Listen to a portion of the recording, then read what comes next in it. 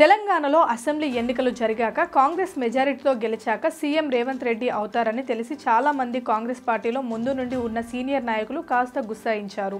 అంతేకాదు ఎన్నికలకు ముందే నేనంటే నేను సీఎం అని ఎవరి ప్రచారాలు వాళ్ళు చేసుకున్నారు సీనియర్ నాయకులు. ఇక చివరికి కాంగ్రెస్ అధిష్టానం నిర్ణయం మేరకు రేవంత్ రెడ్డి సీఎం అయ్యారు.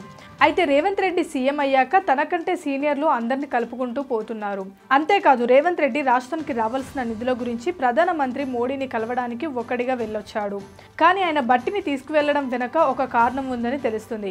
ఎందుకంటే ఒకవేళ రేవంత్ రెడ్డి ఒక్కడే పోతే ఏకపక్ష నిర్ణయం అని మమ్మల్ని పట్టించుకోవడం లేదు అని పార్టీలోని కొంతమంది ఆయనపై గుర్రుగా ఉంటారు. కానీ డిప్యూటీ సీఎం అయిన బట్టి విక్రమార్కని తనతో పాటు తీసుకువెళ్లడం ఎందుకంటే రేవంత్ రెడ్డి ఒక్కడు మాత్రం వెళ్లకుండా ఆయనను తీసుకువెళ్తే పార్టీలో సీనియర్ నాయకుల్లో రేవంత్ రెడ్డిపై మంచి అభిప్రాయం ఉంటుంది. అయితే మంగళవారం సాయంత్రం ఢిల్లీ వెళ్లడానికి షెడ్యూల్ ఖరారైంది. అయితే ఈ రోజు బట్టి విక్రమార్క ఖమ్మంలో పర్యటన ఉంది. ఇక రేవంత్ రెడ్డి తనది మోనార్క్ పాలన కాదని తను అందరూ సీనియర్లను కలుపుకుంటూ పోతాను అనే భావన సీనియర్ నాయకుల్లో ప్రజల్లో కలగాలి అనే ఉద్దేశంతోనే అలా తనతో పాటు బట్టి విక్రమార్కని తీసుకుని వెళ్తున్నారని తెలుస్తుంది.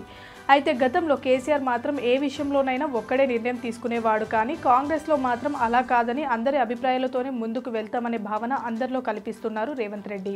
అలాగే ఈయన ఏదైనా నిర్ణయం తీసుకునేటప్పుడు ఆయన నిర్ణయం కంటే ఎక్కువగా సీనియర్ల నిర్ణయానికే ప్రాధాన్యత ఇస్తున్నారట. ఎందుకంటే చాలా మంది కాంగ్రెస్ ప్రభుత్వం 2 సంవత్సరాలు కూడా ఉండదని, వారిలో వాళ్ళే గొడవలు పెట్టుకొని ప్రభుత్వం పడిపోతుందని ప్రచారం చేస్తున్నారు. ఇక ఈ ప్రచారానికి తెరపడేలా రేవంత్ రెడ్డి అందరినీ కలుపుకొని పోతున్నట్లు తెలుస్తుంది. Please subscribe Pragna Media. Please like, share, subscribe to Pragna Media. Pragna Media, please do like, share and subscribe. Please subscribe to Pragna Media. Please like, share and comment if you like the video. Pragna Media.